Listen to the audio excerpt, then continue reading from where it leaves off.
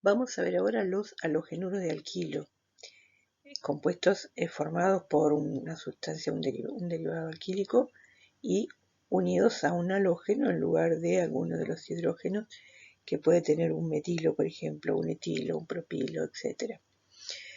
Vamos a ver las reacciones a las que estos pueden someterse.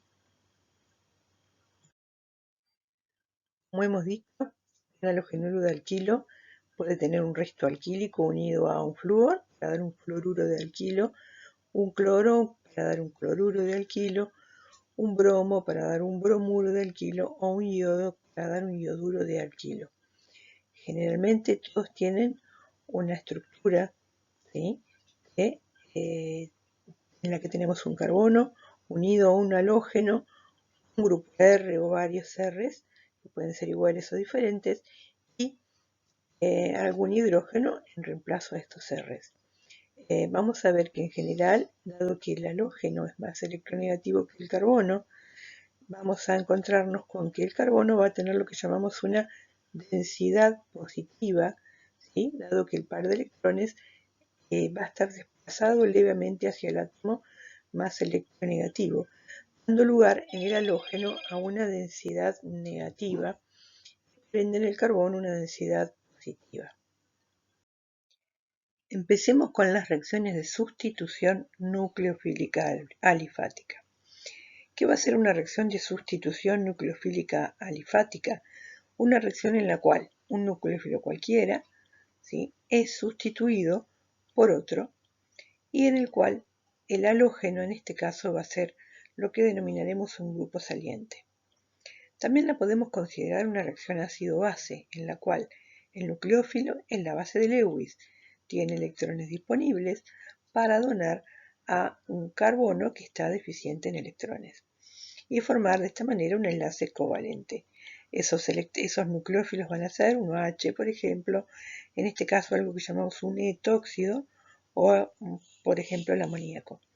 El electrófilo es, en este caso, el ácido de Lewis, que sería nuestro carbono con densidad positiva, que tiene necesidad de tomar electrones del nuevo nucleófilo que lo va a atacar.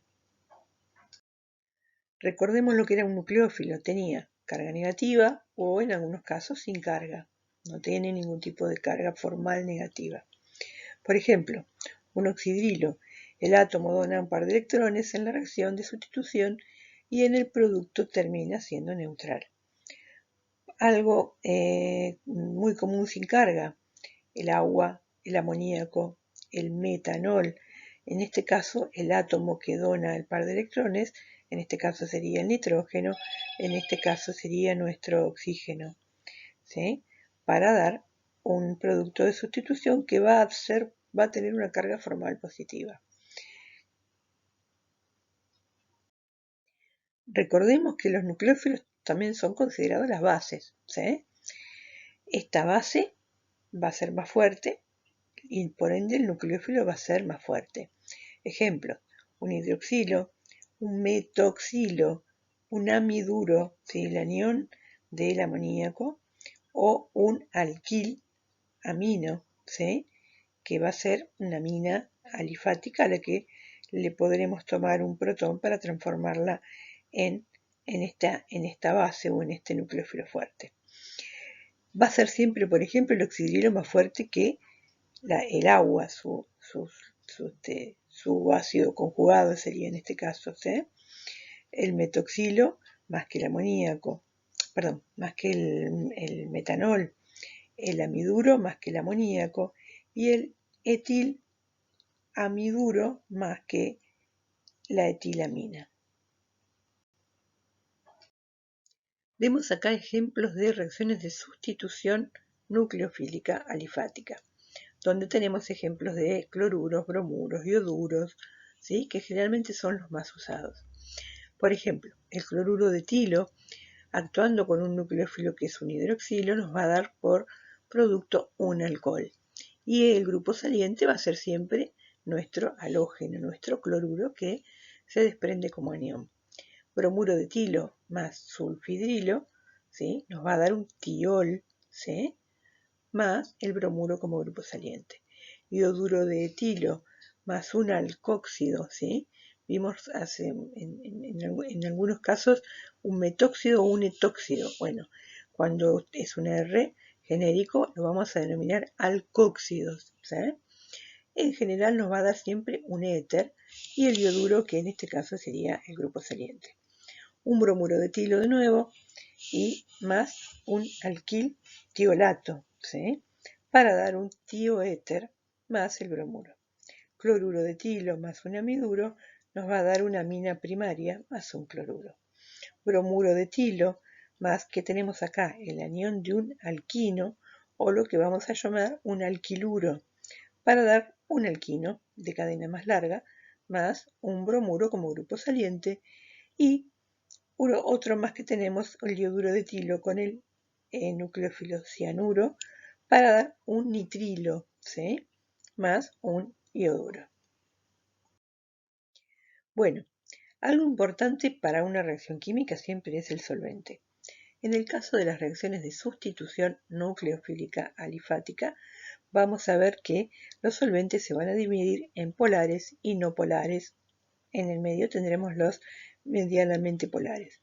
¿Qué les va a dar la polaridad a estos solventes? Lo que llamaríamos la constante dieléctrica va a medir la habilidad de este solvente para poder aislar cargas opuestas, o sea, más o menos polar. Cuanto más es el valor de esa constante dieléctrica, más polar va a ser nuestro solvente y va a tener una mayor habilidad para poder interaccionar con iones y aislarlos. De esa manera vamos a hablar de solventes polares cuando tenemos aquellos que tienen una constante dieléctrica mayor o igual a 15 y aquellos no polares cuando tienen una constante menor de 15.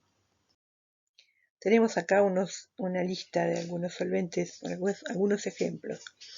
Dentro de los polares vamos a hablar de solventes próticos y de solventes apróticos. ¿Cuándo un solvente es prótico? Cuando puede donar un hidrógeno. ¿Cuándo es aprótico? Cuando no tiene hidrógeno unido a oxígeno o nitrógeno, ¿sí? En general los próticos usualmente los tienen unidos a a nitrógeno u oxígeno y son los que usualmente pueden tener lo que llamamos uniones puente de hidrógeno. Los más comunes son los que tienen grupos OH, por ejemplo el agua, los alcoholes. El amoníaco, que no está acá en esta lista, es considerado un solvente cuando está en estado líquido y es un solvente prótico, ¿sí? Tiene un hidrógeno unido a un nitrógeno. Los apróticos, estos no pueden donar enlaces de hidrógeno, como dije, no tienen hidrógenos enlazados ni a nitrógeno ni a oxígeno, ¿sí? Ejemplos de ellos, diclorometano, éter dietílico, ya vamos a ver cuál es después. El hexano es un solvente aprótico. El benceno es un solvente aprótico. Tenemos acá en esta tabla una lista de solventes, sus constantes dieléctricas medidas en Debye a 25 grados centígrados. Y bueno, de este lado los próticos y a la derecha los apróticos y varios ejemplos. Agua, el ácido fórmico o metanoico, el metanol, el etanol, todos los alcoholes, isopropanol, terbutanol y el ácido acético. Vemos que de todos ellos el agua es el más polar, con una constante de 81 grados, ¿sí? De 81 a 25 grados. El ácido fórmico de 59. El ácido acético, vean qué diferencia hay entre tener un grupo ácido y un metilo o tener un grupo ácido y un hidrógeno. Cómo varía la polaridad al tener ya un resto carbonado dentro de ese grupo ácido. Una constante de 59 versus una constante de 6. Apróticos. Tenemos varios. Acá teníamos, por ejemplo, nuestro éter etílico, ¿sí? Etil, éter, un oxígeno entre los dos etilos. El pentano, que es este, hexano, tetracloruro de carbono. Tetrahidrofurano, acetona, y acá tenemos unos varios más. Acetonitrilo, DMSO, que es la sigla del dimetilsulfóxido, que es este solvente que está acá. Acetonitrilo, ¿sí?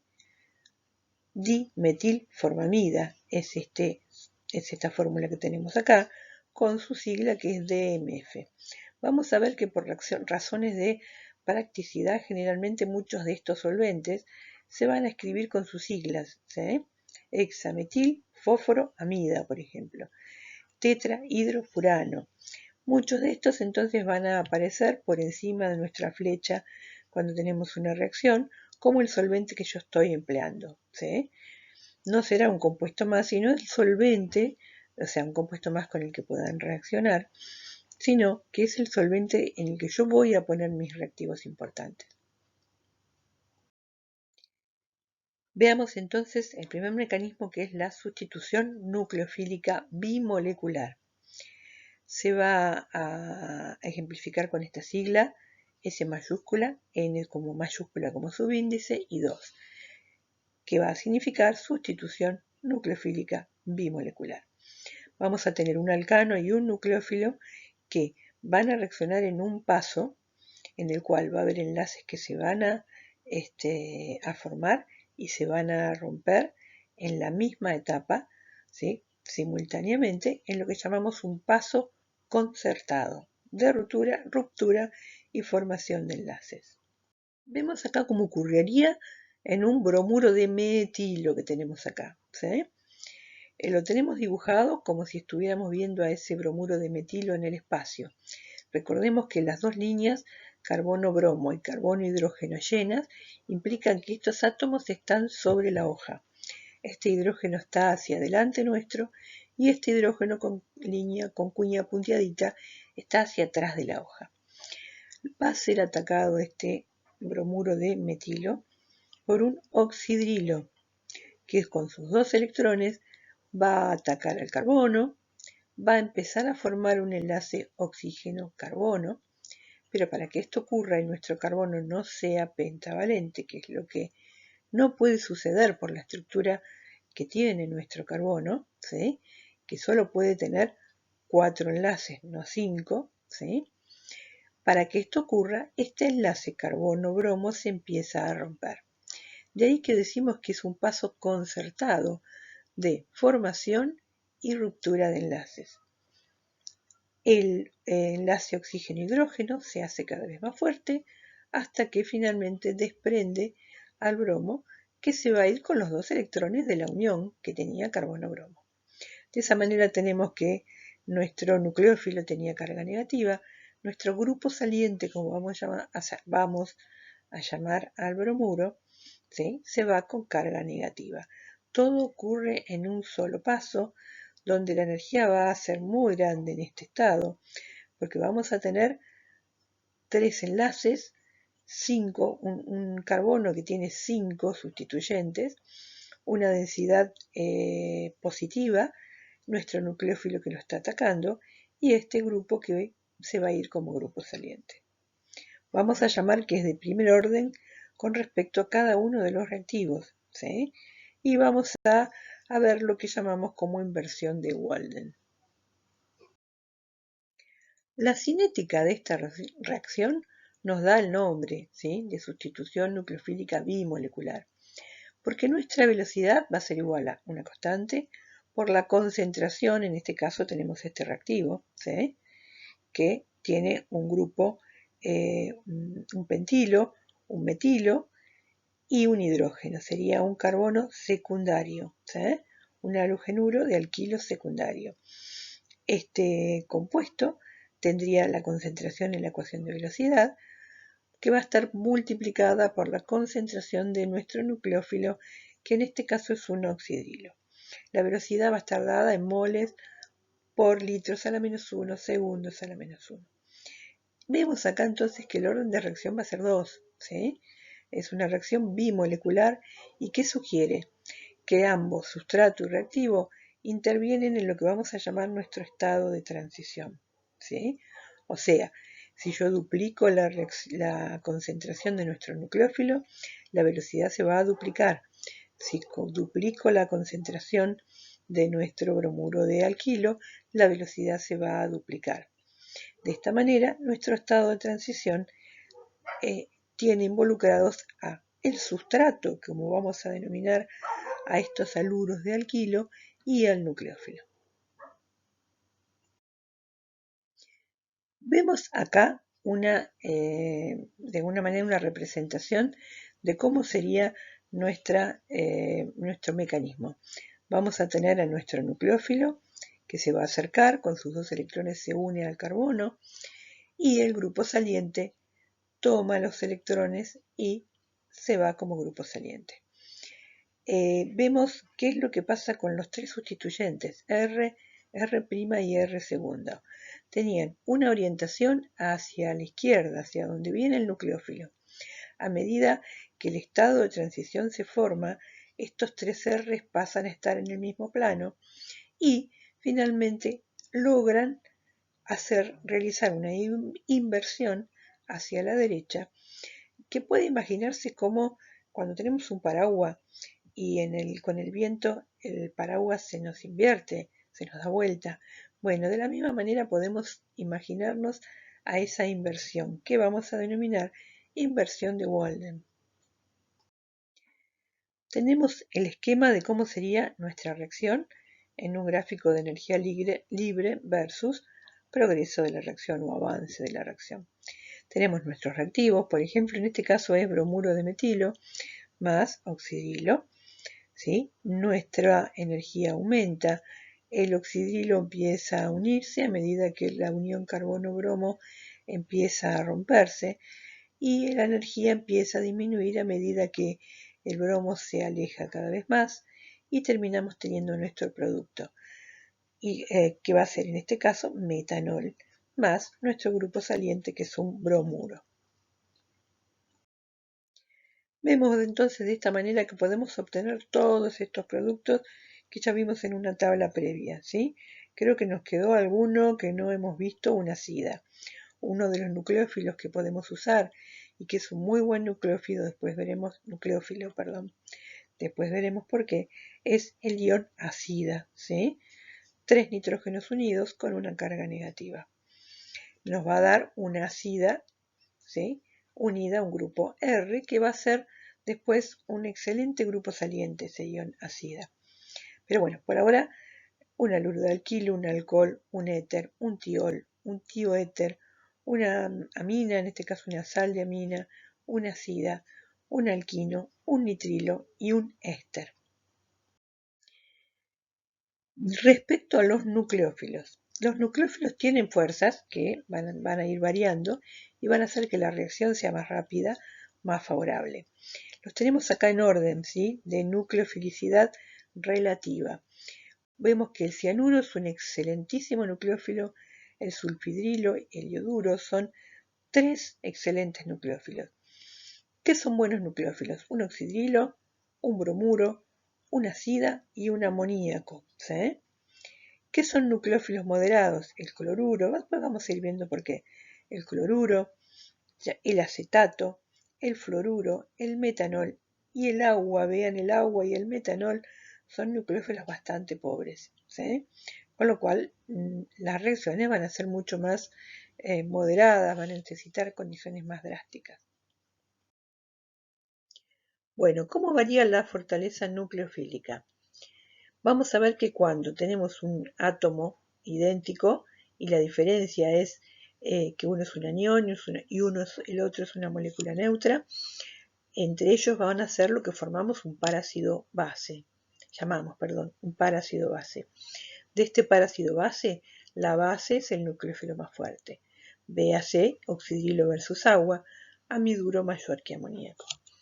En una tabla periódica podemos hablar de nucleófilos cuando hablamos de átomos que están en el mismo periodo o vamos a hablar átomos o grupos de átomos que están en el mismo grupo. Cuando hablamos del mismo periodo, vamos a decir que la nucleofilicidad disminuye de izquierda a derecha, o sea, va a ser más nucleófilo el que más está hacia la izquierda, ¿sí? Por ejemplo, si hablamos de un oxígeno versus un flúor, que están en el mismo periodo, el oxidrilo va a ser mejor nucleófilo que el fluoruro. Cuando hablamos de nitrógeno versus oxígeno, que están en el mismo periodo, el amoníaco va a ser mayor nucleófilo que el agua, o mejor nucleófilo, ¿sí? Bien, ¿qué pasa en un grupo? ¿Sí? A medida que el tamaño es mayor, el átomo o grupo de átomos va a generar un mejor nucleófilo, ¿sí?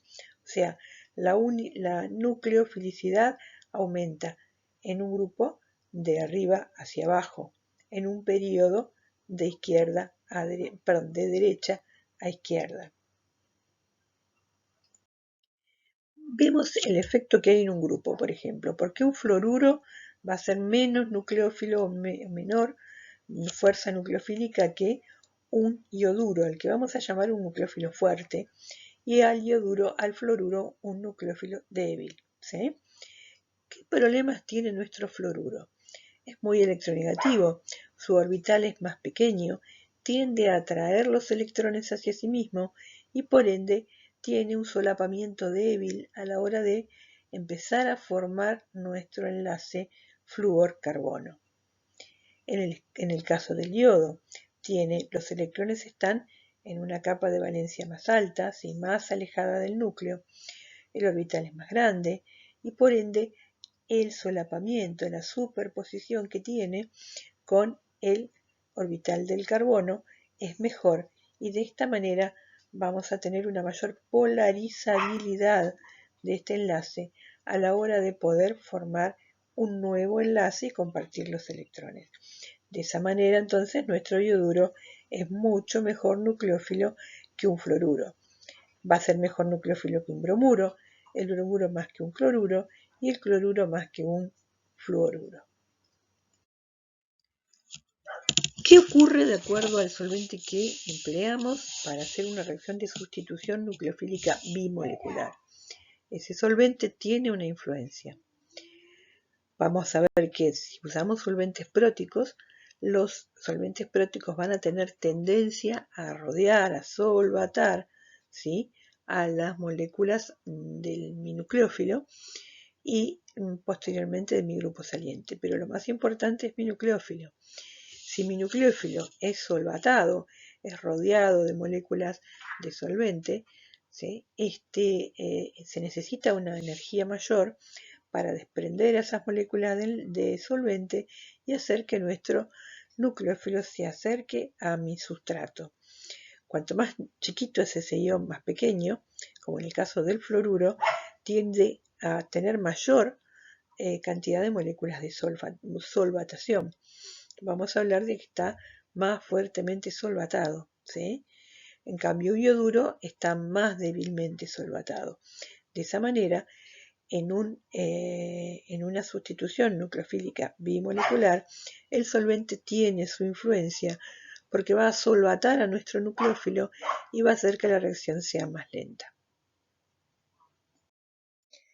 Vemos, por ejemplo, cómo solventes, que en este caso es un alcohol, ¿sí?, podría haber sido agua, pero es un alcohol, tiende a solvatar a nuestro ion fluoruro, tiende a rodearlo, ¿sí? Los protones se van a acercar a los electrones del flúor y de esa manera lo solvatan. Al solvatarlo, en mayor medida impiden que el nucleófilo se pueda acercar libremente hacia nuestro carbono. Pero bueno, se va a ir acercando lentamente hasta llegar a nuestro estado de transición. En ese estado de transición, algunas moléculas de solvente rodean al resto de la molécula, ¿sí? Y de esa manera van a hacer que la energía de ese estado de transición, al tener las cargas compensadas por formación de puentes de hidrógeno, ¿sí?, va a hacer que ese estado de transición tenga una menor energía, esté más estabilizado por nuestro solvente.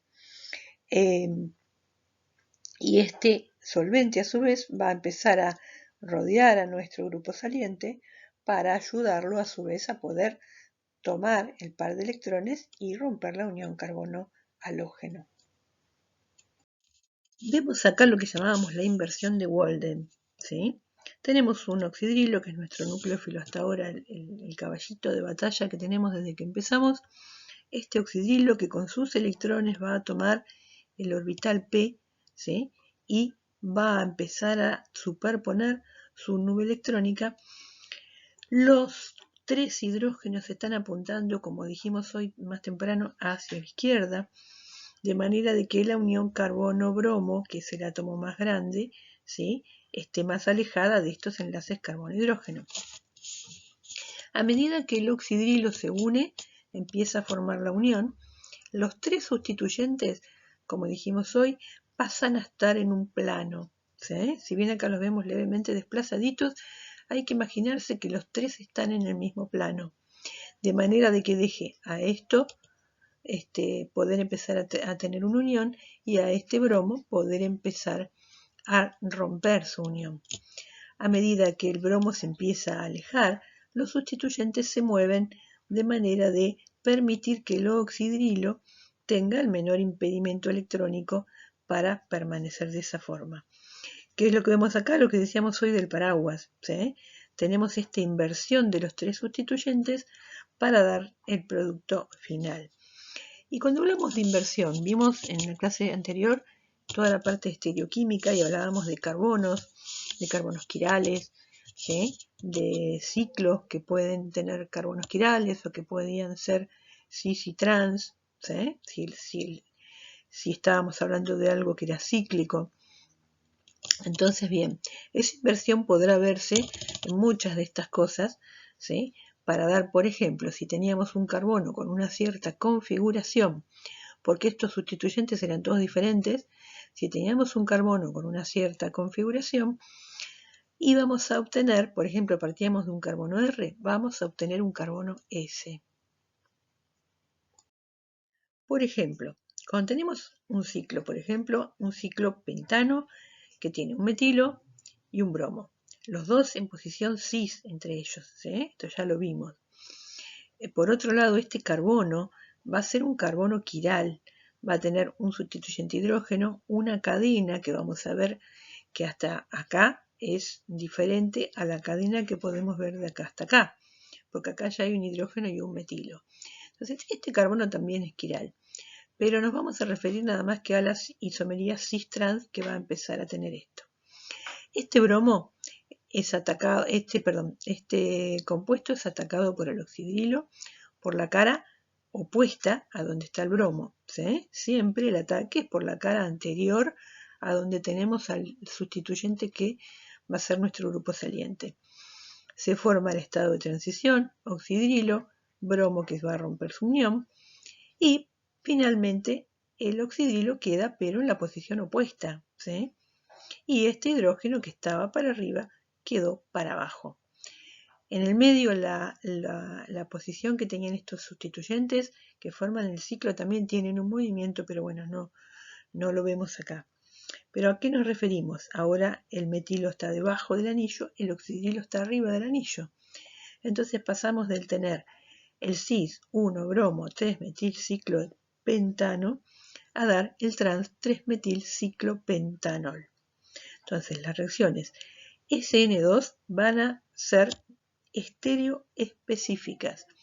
Va a significar que de acuerdo al reactivo que yo tenga para efectuar mi reacción, va a depender qué producto voy a poder tener yo cuando hablamos de una configuración absoluta, ¿sí? Una configuración que en este caso hablamos de cis-trans, pero podemos hablar de R y S.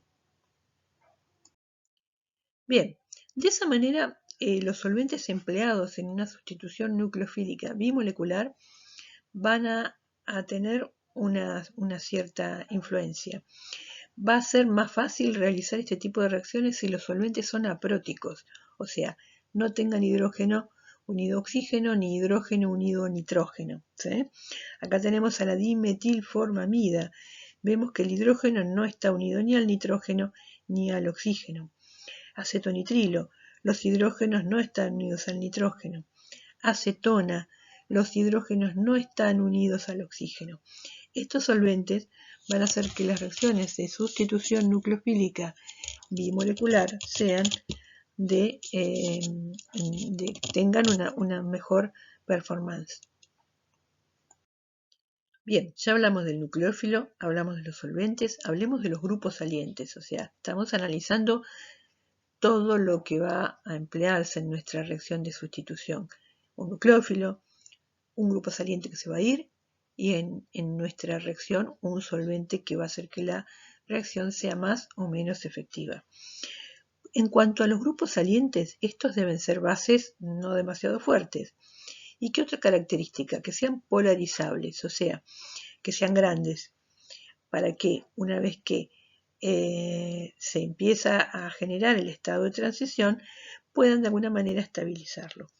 De esa manera, un fluoruro no sería un buen grupo saliente porque es demasiado, es poco polarizable. Un cloruro, un bromuro, un ioduro, un sulfonato, un sulfato o un fosfato. Esto en cuanto a iones. En cuanto a moléculas neutras, un buen grupo saliente sería el agua, un alcohol, una amina y una fosfina. ¿Qué nos queda por hablar?